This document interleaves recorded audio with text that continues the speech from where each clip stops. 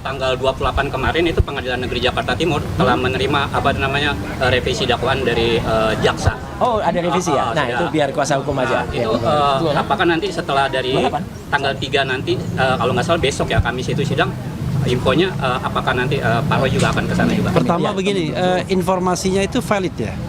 Baru tadi saya WA dari tanggal 28 Pengadilan Negeri Jakarta. Humas Pengadilan Negeri Jakarta Timur mengatakan bahwa mereka sudah menerima revisi.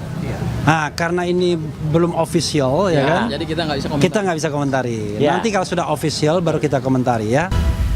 Amin ya Allah, amin ya Allah. Untuk itu mungkin akan ada tambahan lagi dari rekan kita.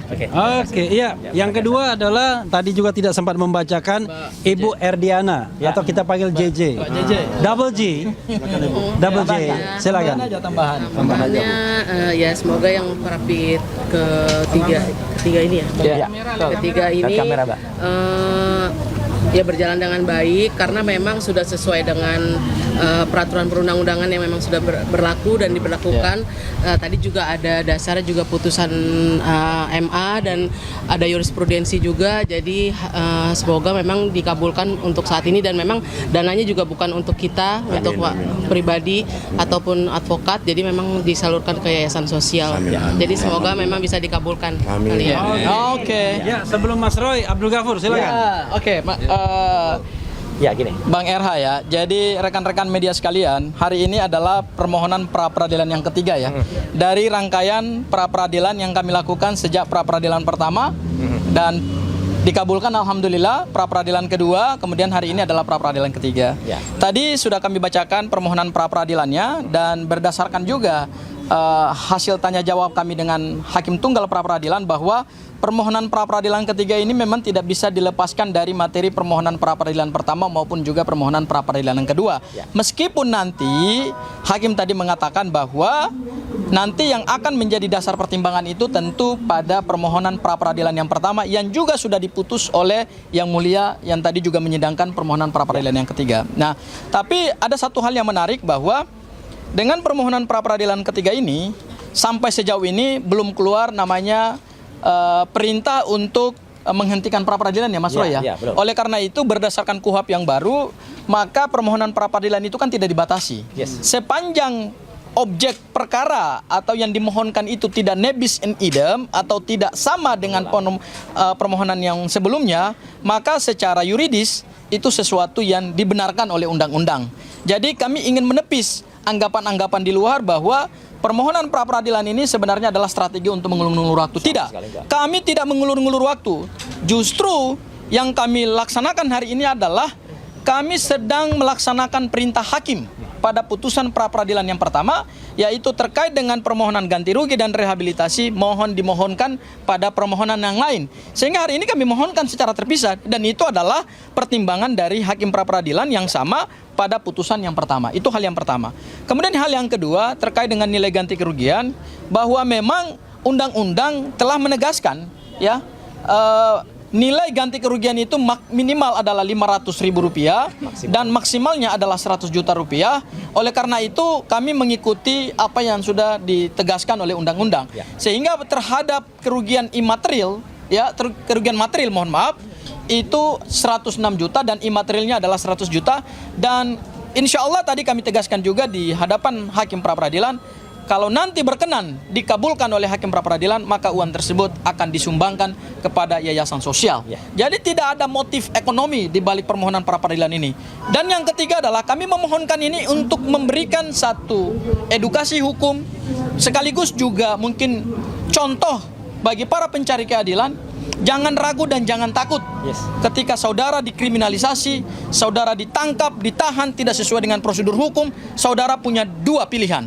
Pertama adalah mohonkan itu melalui pra-peradilan, dan ketika dikabulkan saudara mohonkan lagi yang kedua, yaitu ganti kerugian. Supaya ini menjadi pembelajaran kepada aparat penegak hukum, tidak abuse of power, tidak menggunakan diskresi sewenang-wenang, dan tidak menggunakan kewenangannya secara melanggar hukum. Meskipun mereka mempunyai kewenangan itu, tetapi karena kita adalah negara hukum, maka kewenangan itu harus by law, bukan by permintaan, bukan juga by perintah ya. Itu barangkali dari saya, Mas Roy. Ya. Selanjutnya saya serahkan kepada bintangnya ini. Ya. Ya, sebelum Mas Roy ya, kita doakan Mas Roy sehat-sehat. Amin.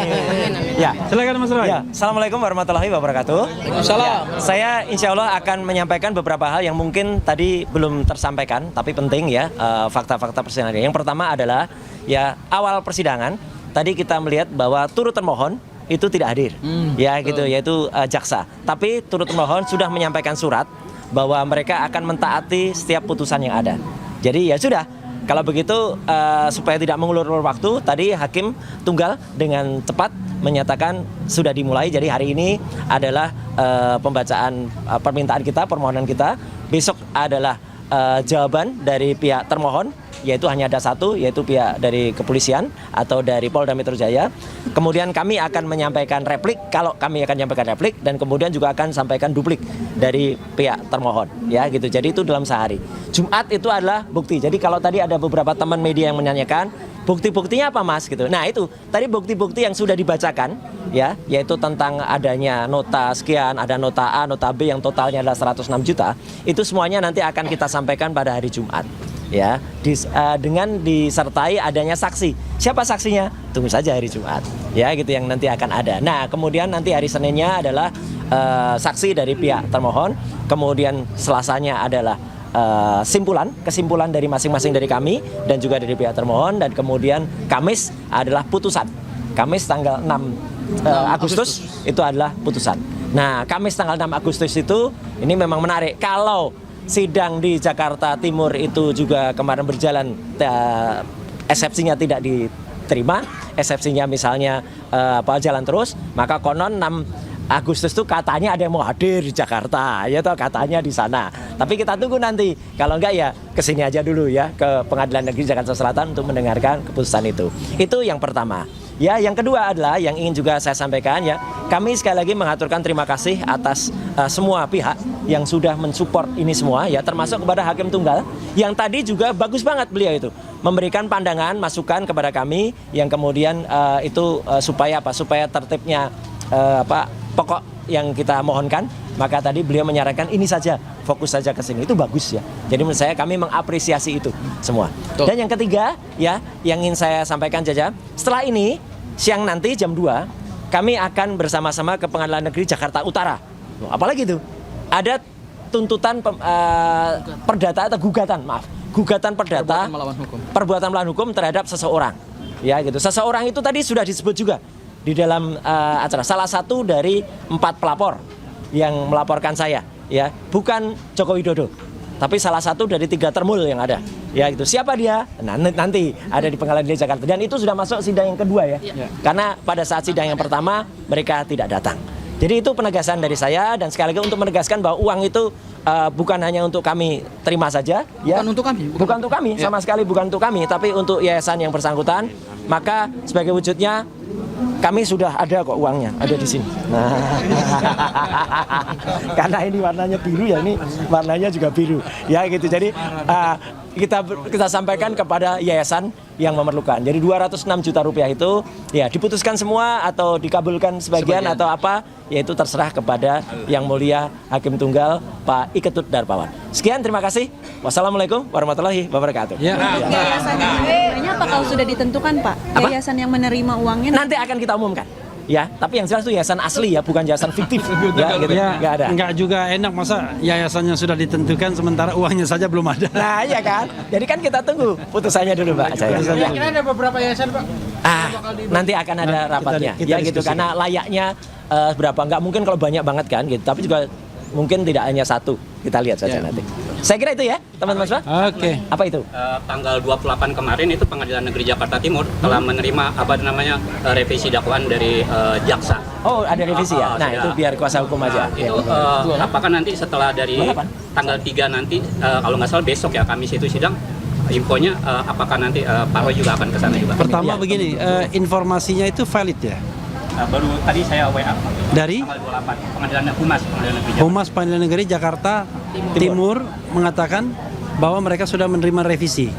Nah, karena ini belum official ya kan? Jadi kita nggak bisa komentar. Kita nggak bisa komentari. Ya. Nanti kalau sudah official baru kita komentari ya. Ada yang lupa, satu yang menarik, hubungannya dengan Pengadilan Jakarta Timur. Tadi di antara pengunjung sidang, ada salah seorang sahabat kami, rekan kami, yaitu pengacara dari Dr. Tifa, yaitu Pak Abdul Al-Katiri. Kenapa beliau hadir? Nah, itu nanti ada yang menarik. Saya nggak akan bocorkan, ya. Silahkan tanyakan kepada yang bersangkutan.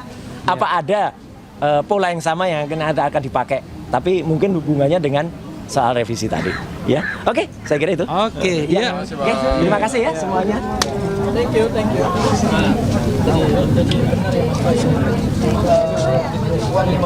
Banyak sekali. Banyak. Kita sampaikan.